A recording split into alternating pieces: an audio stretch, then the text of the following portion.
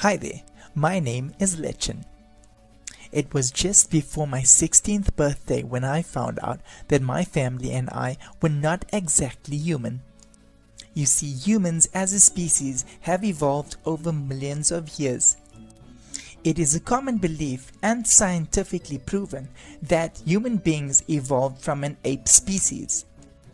However, is it too far-fetched to believe that not all bipedal humanoids developed in that fashion? Consider domestic pigs after a single generation of being left out in the wild develop tusks and a nasty personality.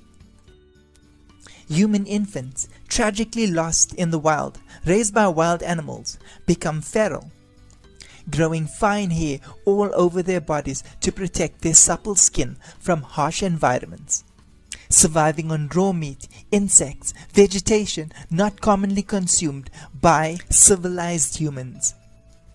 Teeth calcify and fuse, becoming more resistant to decay. My point is, anything living, forced to survive in a challenging environment, would have to evolve on a cellular level. Hence, a possibility as to the origin of my species. But enough of that for now. Let me tell you about my family. I live with my mom and my brother Lennon. Growing up, Mom was a very caring and affectionate parent towards Lennon and I. Never a doubt in our minds that we were the apple of her eye. Mom is employed at our local hospital. Mom has saved many lives in our community, and Lennon and I are very proud of Mom's contribution. Mom has worked very hard to achieve her goals under extreme circumstances. Mom and Dad got separated while I was very young. You see, Mom and Dad did have a little lover's quarrel. Mom told me that she was planning to get back together with Dad. However, she had found out that he had mysteriously passed on, and Mom was devastated. I was way too young to realize what was going on at that time. However, what Mom never told me was that Lennon had witnessed Mom's breakdown, and how this could affect Lennon in the future. These days, Mom spends a lot more time at the hospital. I am really into sports, and Lennon, well, Lennon is taking it upon himself to look out for me. Lennon always seems to be around. Even when I don't think I need Lennon around, he's out there, having my back.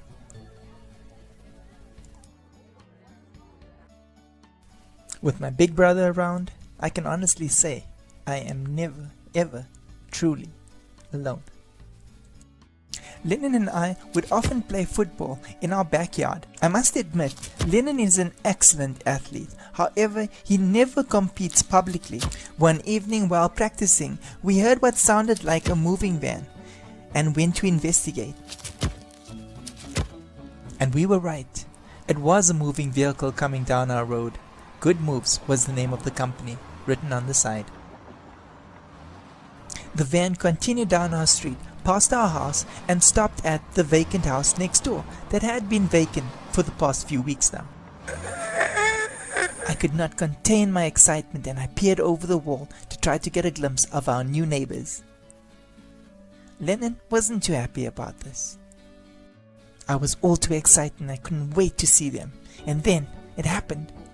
I caught a glimpse of a nice-looking lady teasing a timid-looking gentleman. They seemed so friendly. I couldn't wait to meet them. Then Lennon, who was by now utterly annoyed with me, told me to stop being a nuisance and that we should continue training and finish. Lennon was really being a butthead.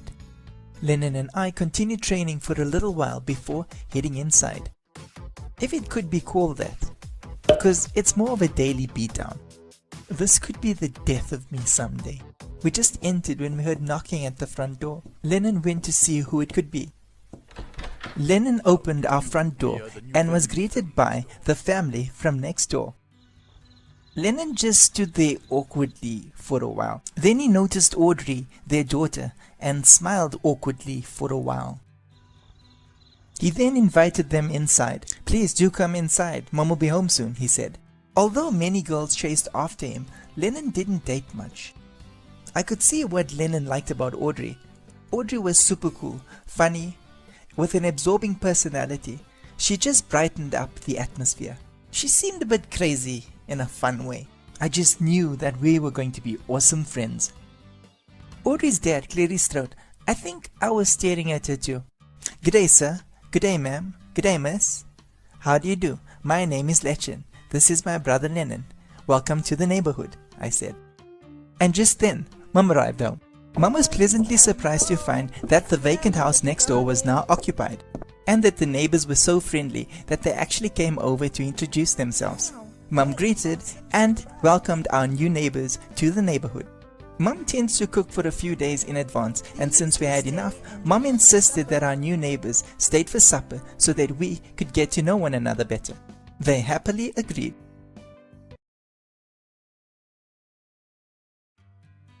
I discovered that Audrey is a year younger than what I am. She seemed quite comfortable to be around me. Audrey's mum's name is Carol. She is self-employed as an independent editor and writer. She works from home and she loves gardening. Audrey's dad's name is Carl, and he is a police officer. He spoke directly to Lennon and I when he said this. Mom, Aunt Carol, and Audrey giggled. He said that they decided to move to Mayfield in pursuit of a quieter and safer life. He said that policing in the city was extremely dangerous, and he was hoping to retire in one piece. He said that Audrey will be starting school at West High, and he would appreciate if we looked out for her, as we were also students there. In the mornings, Lennon, Audrey and I would take the bus to school. In the afternoons, Audrey and I would take a walk home, as the bus ride was way too short. My life seemed different with Audrey in it. Once we got home, we'd continue chatting through our windows. We developed an extremely loyal friendship. That was great. Audrey and I have become really close. We've made an agreement to rub each other's noses at least once a day. What can I say? The craziness was part of the attraction to begin with. Who am I kidding? It was Audrey's idea. Today, I have football practice.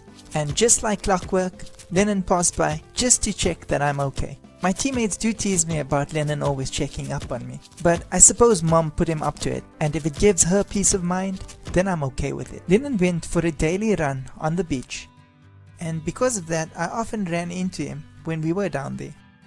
I really much doubt it's because he was checking up on me. Audrey is awesome, as the fact that we run into Lennon that often doesn't bother her at all. It's so calming being near the ocean. Mom relies on Lennon to make sure that everything goes smoothly at home while she isn't around. Everything including me. Mom does sometimes go out on dates, though she has mentioned to us she has no future wedding plans. Walking Audrey home after class, I would often stay for a while. Audrey insisted that I had a snack with her before I went home. Audrey's mom's office was on the first floor, and she preferred not to be disturbed when she was editing. I would often not see her. Audrey isn't much of a cook, though she does make a mean sandwich, and I do enjoy the company. Snacks would consist of a chicken and mayo sandwich or a burger and cheese snackwich. It was her way of showing how much she cared about me.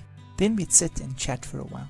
I stayed later than usual that night. Apart from the nose rubbing, we don't ever say goodbye because we just meet online later.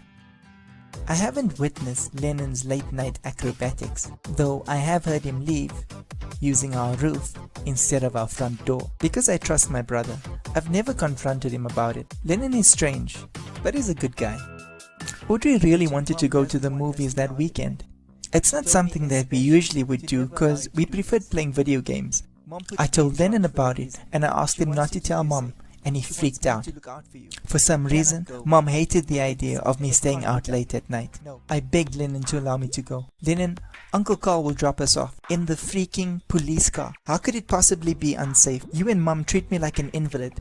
How do I tell Audrey no? You know what, Lennon? You're not my dad, and I hate you for this. Lennon paused, and then grabbed hold of me. I couldn't see his face, but his voice cracked when he agreed to allow me to go. I was so happy and left immediately. Mom was working late at the hospital that night. Uncle Carl's a freaking nut.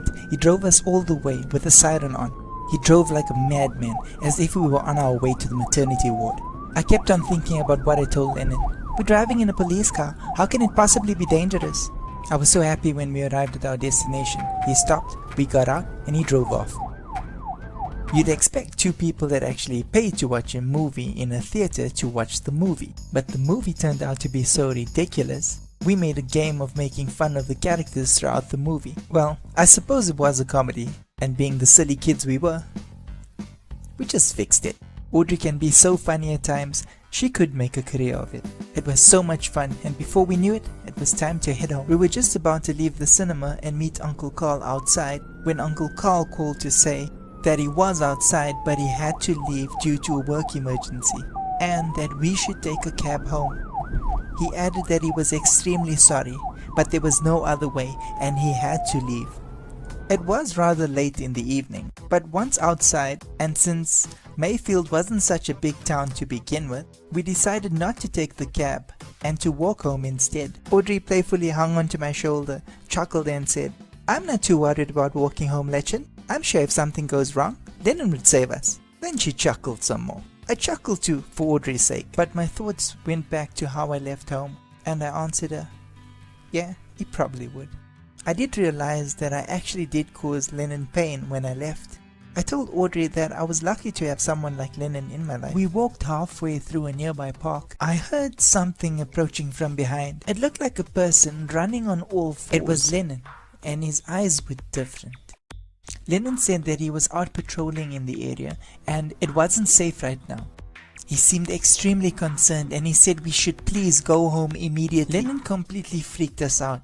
Running on all fours, his weird looking eyes, patrolling, unsafe. What was Lennon talking about? Then he turned and left. On all fours again, like an undocumented animal. I trust Lennon's concern. It made me worry about Audrey. I grabbed Audrey by the hand and we ran. I had trouble processing what just happened. I mean, Lennon was my brother, right? And that wasn't normal at all. Could I be the same? We ran so fast. Soon we reached home. I stood outside her house on the pavement and saw her in. She said nothing. I assume she was in shock. I had questions of my own and rushed home. I was hopeful to find somebody at home. Perhaps Mom returned earlier from work. Maybe somehow Lennon got home before me. No one seemed to be home. I heard a sound coming from our backyard. I went to investigate. Our backyard was generally well lit. So far, nothing seemed to be out of the ordinary. I slowly approached the darkest part of our backyard. I saw what looked like two glowy eyes in the darkness. A stranger stepped into the light. I'd never seen this person before. His eyes were all weird like Lennon's were a while ago. "So, what are you doing in our backyard, man? I don't know you like from Adam. Are we gonna have to throw down, dude?" Please calm down. You're Letchin, yeah? I am Michael. Pleased to meet you. Okay, dude, but why are you in my backyard, man? And hiding in a dark corner? Michael said that he was my cousin, visiting to surprise me. He said that there were a few family members that would attend my birthday. Family members that I didn't know. He said that he arrived earlier, found nobody at home, and thought he would wait out here. My birthday is next week. Mom told me it would be a special one and I should be prepared. I was still considering on whether or not to believe Michael's story when I heard sounds coming from our roof. We looked up and it was Lennon. He was growling and he seemed angry. From the roof, Lennon threw himself at Michael, crashing into him and pinning him down. Michael tried reasoning with Lennon. Lennon seemed extremely agitated. Lennon was really concerned. He asked if I was alright. If Audrey